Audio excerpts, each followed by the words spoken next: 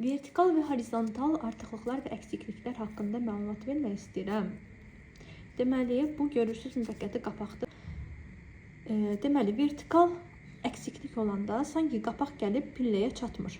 Burada məsafə yaranır.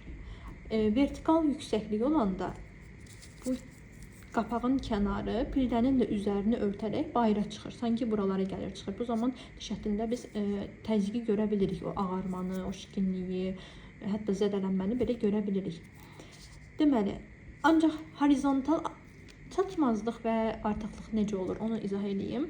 Deməli, pillənin qalınlığı qədər qapağın qalınlığı olmalıdır.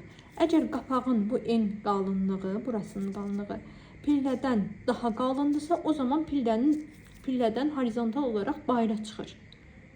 Ancaq ki, pillənin qalınlığı qapağın bu en qalınlığından daha qalın olanda, yəni qapaq incə hazırlananda, o zaman horizontal çatışmazlıq yaranır. Yəni ki, pillə sanki qapaq gəlib pillənin bu nahiyələrinə oturur, tam birəbir örtüşmür.